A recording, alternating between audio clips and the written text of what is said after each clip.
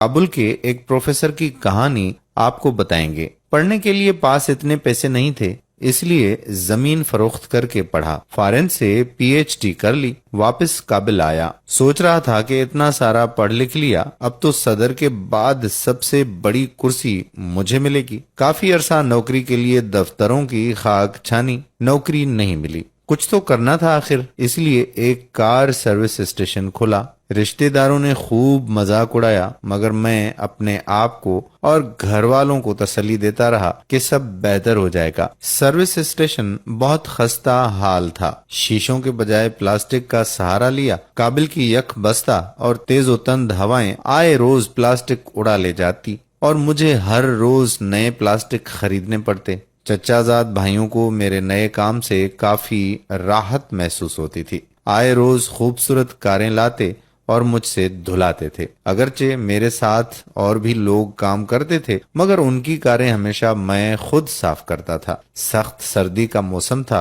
काबिल की यखबस्ता हवाएं जिस्म के आर पार गुजरती थीं। मैं प्लास्टिक वाली खिड़की से बाहर का मंजर देख रहा था। चचाजाद आए, गाड़ी खड़ी कर दी और सफाई का कहा। गाड़ी अंदर से पूरी तरह गोबर घास से भरी पड़ी थी। खुदा जाने, मगर मेरा गुमान था कि ये उन्होंने ही खुद जान। दोस्तों, वीडियो को आगे बढ़ाने से पहले प्यारा इस्लाम पेज को लाइक करें, चैनल को सब्सक्राइब करें और हमारी खुसूसी दुआ में शामिल होने के लिए कमेंट में अपना नाम भी जरूर तहरीर करें, ताकि मैं साफ करूं और वो देखकर सुकून पाए। मेरे साथ काम करने वाले गाड़ी की तरफ लपके। मैंने उन्हें मना किया। मतलब ये था कि अब चचाजाद भाई है तो वो सिर्फ इसलिए आए हैं कि मुझे सफाई करते हुए देखें। मैंने भाई को बिठाया और उनके लिए चाय का आर्डर कर दिया और खुद गाड़ी वॉश करने लगा। काम बहुत सख्त था। मेरी आंखें भर आईं, मगर काम करता रहा और उनकी गंदी गाड़ी साफ की। चचाजाद भाई चाय का कप हाथ में पकड़े बाहर आए और कहा कि अच्छी तरह साफ करना। अगर सच पूछें तो बहुत ही कठिन हालत थी, मगर मैं नहीं चाहता था कि भाई की उम्मीदों पर पानी फेरूं। कुछ दिनों बाद कार अच्छी तरह धोई। कार का मालिक काफी मुस्तरिब था। मैंने सोचा कि शायद गाड़ी अच्छी तरह साफ नहीं हुई है। मैंने पूछा कि भाई क्या बात है, आप इतने परेशान क्यों हैं? उन्होंने कहा कि मैं तालिबे इल्म हूँ और मेरा इम्तिहान है। अजीब बात यह थी कि वो मुआशियात का तालिबे इल्म था और दूसरी तरफ मैंने मुआशियात में पीएचडी कर रखी थी। मैंने पूछा कि किस मजमून का पर्चा है? उन्होंने कहा कि अकाउंटिंग का। मैंने कहा सामने तुम इस रूम में जाओ, मैं आता हूँ। मैंने उन्हें 6 माह का सबक 15 मिनट में समझा दिया। कहा वो गाड़ी आपने धोई है? मैंने कहा हाँ जी, जिंदगी है, काम तो करना है ना। मैंने उन्हें अपनी पढ़ाई के बारे में बताया। वो हैरान था। अब वो जिद करने लगा कि आपको मेरे साथ चलना होगा। हमारी यूनिवर्सिटी के वीसी मेरे दोस्त हैं, मैं उससे बात करता हूँ, वो आपको जरूर नौकरी देगा। मैं उसके साथ चलने लगा तो उन्होंने मेरे मेले कचीले कपड़े देखकर इस्तफसार किया कि कोई और कपड़े नहीं हैं आपके पास? मैंने कहा नहीं, मुझे पता है कि नौकरी किसी ने देनी नहीं, ये तो बस आप जिद कर रहे हैं, तो इसलिए साथ जाने लगा हूं। गीले कपड़े ज़ेबे तन किए हुए थे। मैं वीसी ऑफिस के एक कोने में खड़ा हो गया। ऑफिस में कीमती फर्नीचर रखा हुआ था, मगर मेरा दिल नहीं कर रहा था कि उस पर बैठ जाऊं। वीसी मुझे मिस्त्री समझा। मैंने एक कपड़ा लिया, सोफे पर रखा और बैठ गया।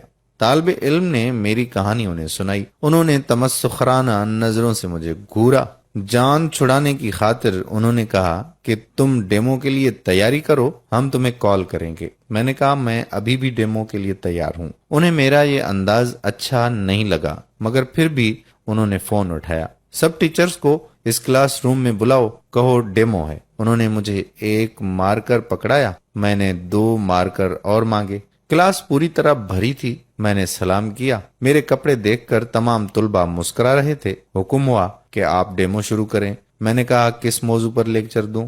कहा गया कि आपकी मर्जी। मैंने मुआशियात के 10 मौजूआत बोर्ड पर लिखी। मेरी खूबसूरत लिखाई बोर्ड पर काफी भली दिखाई दे रही थी। मैंने कहा कि इसमें कौन से मौजू पर बात करूं? उन्होंने कहा दूसरे नंबर वाला टॉपिक। मैंने उस मौजू को मजीद क्लासिफाई किया, फिर उनकी तरफ देखकर कहा کہ اب ان میں سے کون سا موضوع ٹھیک رہے گا۔ پورا بورڈ بھر دیا تھا، 2 ساتھ جڑے ہوئے بورڈ بھر گئے تھے۔ اچانک تالیاں بجنے لگیں۔ میں نے مڑ کے پیچھے دیکھا، پوری کلاس کھڑی تھی اور تالیاں بجا رہی تھی، اور ان کے سامنے میں میلے کپڑوں میں کھڑا تھا۔